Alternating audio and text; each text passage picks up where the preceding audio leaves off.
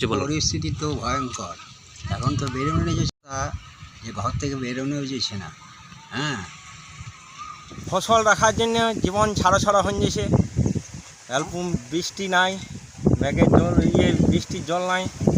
জেলা জুড়ে চলছে তীব্র তাপপ্রবাহ, গরমে ওষ্ঠাগত প্রাণ, বৃষ্টির দেখা নেই। তীব্র গরমের দাবদাহে পুড়ছে বাংলা, মানুষ বাড়ি থেকে বেরোতেই ভয় পাচ্ছে। দিনের পর দিন এত তাপমাত্রা বৃদ্ধির কারণ কি, বারংবার প্রশ্ন উঠছে সাধারণের মনে। বিগত মাসখানেক বৃষ্টির দেখা নেই। বঙ্গে কবে থেকে হবে বৃষ্টি, নেই আবহাওয়ার কোনো বদল। অন্যদিকে হাওয়া অফিস সূত্রে জানা যাচ্ছে, আগামী রবিবার থেকে রাজ্যের চরম তাপপ্রবাহের সতর্কবার্তা। আর এই প্রখর দাবদাহে সাধারণ মানুষ এবং চাষিদের কীরূপ অবস্থা সেটা জানার জন্য আমাদের ক্যামেরা পৌঁছে গিয়েছিল পশ্চিম বর্ধমান জেলার জামুরিয়া ব্লকের অন্তর্গত শ্যামলা অঞ্চলের ফরফরি গ্রামে। সেখানকার সাধারণ মানুষ এবং চাষিরা কি বললেন শোনাবো আপনাদের। জামুরিয়া থেকে রাকেশ লাহা ও বিপিন পালের রিপোর্ট, বাংলা নিউজ। তাপমাত্রা, সে বিষয়ে কি বলবেন? তাপমাত্রা তো অসহ্য গরম, তাপমাত্রা দিন দিন বেড়েই চলেছে। তো আমাদের ঘর থেকে বেরোনো খুব সমস্যা হয়ে গেছে। বয়স্ক লোক আমরা, যে কোনো সময় সানস্ট্রোকও হয়ে যাওয়ার সম্ভাবনাও থাকছে। ঘর থেকে বেরোতে পারছি না।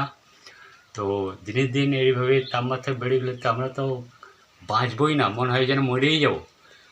আর সবজিপাতি যেসব চাষিবাসি লাগিয়েছে তাদের তো শুকিয়ে যাচ্ছে, ঠিকমতো জল পাচ্ছে না।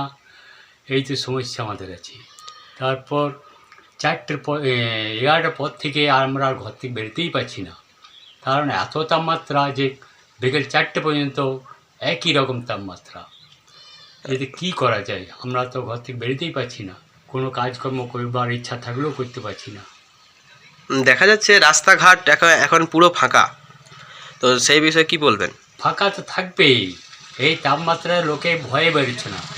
কেননা এখন তো জানছেন তো, এখন তো এই সানস্ট্রোকের ভয় বেশি, রাস্তাঘাটে অনেক সমস্যাও আছে। আপনার নাম এবং পরিচয়? আমার নাম পরেশ চন্দ্র লাহা, গ্রাম পরপরি। এত তাপমাত্রা, রোদ গরম, এরকম অবস্থাতে আপনারা মাঠে কাজ করছেন, কি বলবেন সে বিষয়ে? এবার তো করা কিছু না, রোদের তাপ পরিমাণে 10টা পর্যন্ত কাজ করা যাচ্ছে, ফসল পাশে মরে গিয়েছে। তারপরে তেলে খুব অসুবিধা, তেলের দাম বেড়ে গিয়েছে, ফসল আমাদের খুব অসুবিধা হয়ে গেছে। সপ্তাহে 3 দিন করে স্যাঁত দেখতে হয়েছে।